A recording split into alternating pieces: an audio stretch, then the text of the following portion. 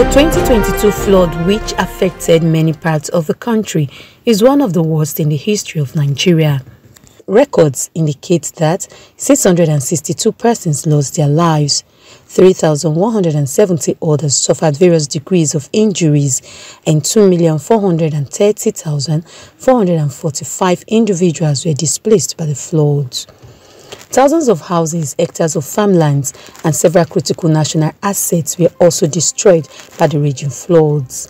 As the rains gradually creep in this year, the National Emergency Management Agency is urging Nigerians to take caution, even though the extent of the rain is not yet ascertained.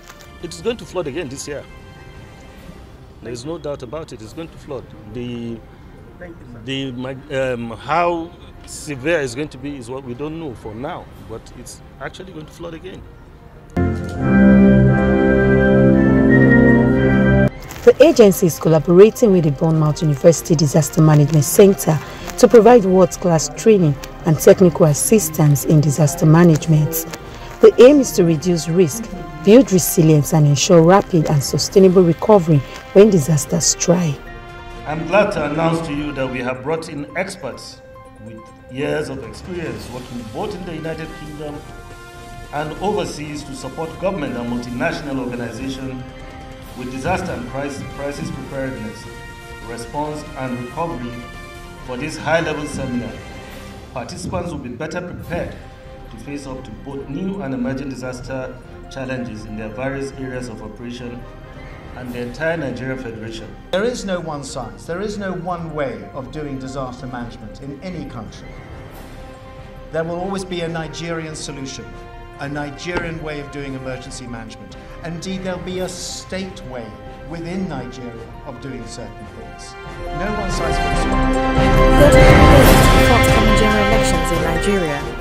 Communities like the persons living with disabilities are concerned that their participation during the electoral process have so far been barely reported by the media. They have struggled over the years for more inclusive electoral process, but this has hardly yielded results, stalling them from participating in elections and creating voter apathy amongst their members. They are relying on INEC to come true on their words to provide assistance on electoral devices in order to enhance the participation of PWDs, but need the media to report more issues related to the community. At this workshop, the National President NUJ, Christopher Isuguzo, urges journalists to practice leading journalism by carrying every citizen along in their reportage before, during and after elections, so no citizen or community will be left out. We observe that most times when we go for coverage of election, we are more interested in when the key political actors are exercising their franchise. But we must go beyond the key actors. By that I mean the gladiators, the candidates. There are many other people that are equally expected to exercise their franchise.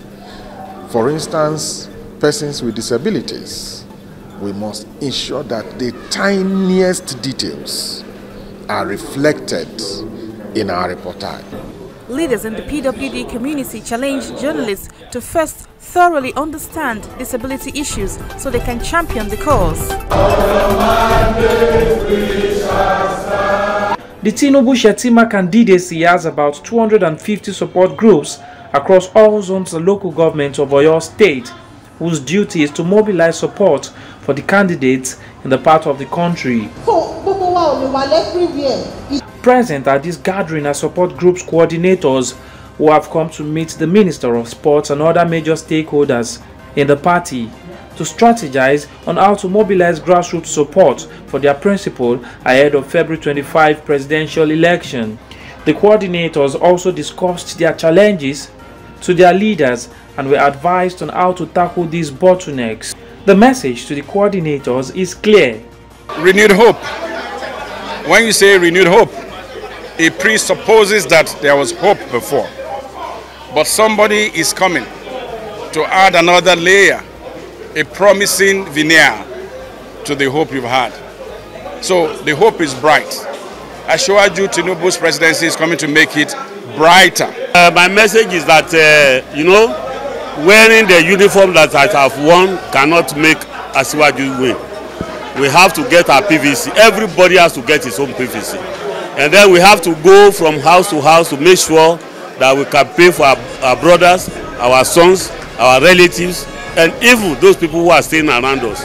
On their part, the support group's coordinators say they are ready to give their best to ensure door-to-door campaign for their principal.